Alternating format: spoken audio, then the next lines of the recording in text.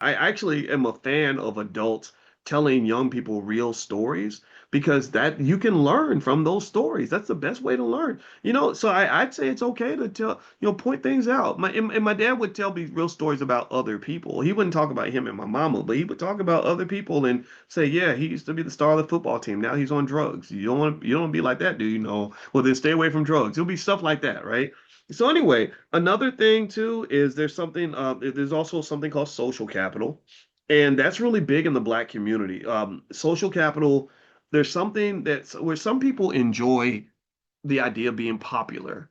There's an influencer I was talking to who said, Dr. West, I don't understand. I get 100,000 views on every video, and I get lots of clicks and likes and shares, and I don't have any money. And I said, well, I said, because what you're doing is you're focusing on getting lots of attention. For whatever reason, you enjoy the attention, but you haven't developed a business model around what you're doing with your social media presence. That's why you have all like people think that being famous means you automatically are rich. I said, no, what makes you rich is the business model. What is your business model?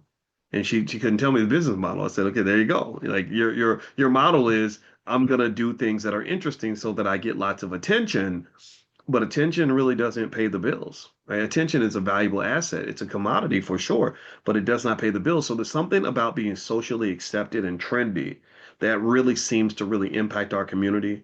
Like, how you see people that are like they'll do goofy TikTok dances that don't even make any sense, or because they're just trying to follow whatever trend is out there so they can be seen.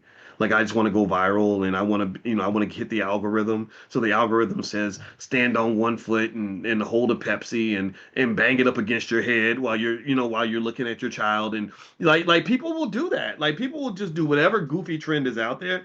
And I just decided, man, screw that crap. I'm not doing that. I'm not that you look stupid right now. I'm not interested. No, no. I'm good enough that looking stupid on my own. I don't need your help to look any stupider than I already look. So anyway, there's studies on things they call network effects, which show that basically powerful people can weaponize their connections, their opportunities, and they can gatekeep. So what happens a lot of times is in Hollywood and in the entertainment space, which is where they really control black folks and turn them into something that we don't recognize anymore, is they're always under this constant threat that if you deviate from the rules, if you don't do what you're told, if you set your agenda and not follow their agenda, then you'll be blackballed and you'll never work again and blah blah blah, right? So this constant threat of blackballing is pretty big. I think that that's overplayed a lot. I dealt with the threat of being blackballed when I was in academia. I was told if I keep doing all this radical pro-black stuff that no university would want to hire me and all that, and it made me nervous. I was like, ooh, I don't want that to happen. But then I was like, man, screw you. Like I got a PhD. I can figure it out. Right? So when you just confront the fear, and also this is why every black child should know how to start a business by the age of 12, because people who know how to start businesses know how to spot opportunities. They know how to create possibilities. They're not looking for someone to give them an opportunity. They manufacture opportunities. Instead of looking for money, you're printing money. So ultimately, you don't want to get a connection to the plug. You don't even want to be the plug. You want to be the source that others are plugging into. Do you understand, right? You don't want to connect to the plug, and you don't want to be the plug.